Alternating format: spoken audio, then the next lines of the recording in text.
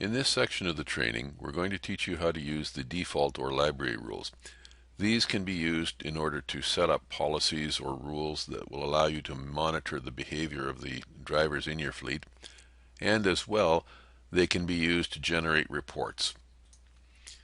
The first step in the process is to click on Rules, and then click on Rules in the submenu.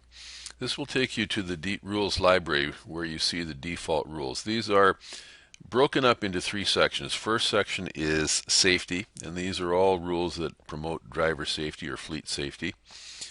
The next section is productivity. These rules are intended to increase the productivity of the fleet or capture or prevent wasteful behaviors on the part of the drivers.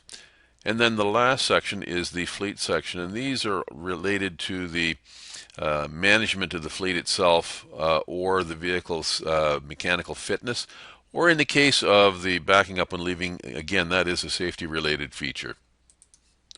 All of the rules have an explanation underneath the rule setup. In this case, it's teaching or telling the user what the impact of setting the harsh braking rule on would be. In order to set the rule in place, you either turn it on or turn it off. Some of the rules, specifically the harsh braking, harsh acceleration, and harsh cornering, have a slide bar that allow you to adjust the sensitivity of the rule. In this case, we're looking at a setting for truck or cube vans. If we were dealing with larger or heavier trucks, we could slide that to the right, and now that would be more appropriate for a dump truck or an 18-wheeler of some kind. Each of the three sections has three settings within it. So if you had the heaviest of trucks, it would be over at the far right. Mid-size heavy would be here, a light heavy there. So we'll move it back to the original setting. Once you've made the changes, then click on Save, and the rule has been put in place.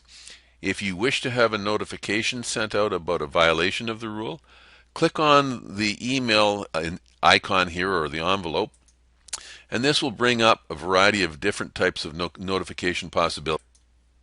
If you wish to have a pop-up, click on Add My Geotab Alert.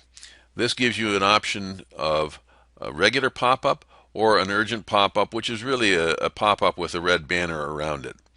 If you wish to add the email form of notification, in other words, have the system set an email out to somebody, click on Add Email. This brings up a list of the users in the system, and then simply click on the person's name, and that will add the individual to the email recipients list once the rule gets violated. You can also, perhaps more interestingly, let the driver know that there has been a violation of the rule by clicking on Add Driver Feedback. This is done by clicking on the drop down there and then picking one of the beep options here. And I would strongly suggest that you limit it to a limited number of rules. You don't want to have the driver trying to distinguish between 10 different types of beep tones and understanding what they mean.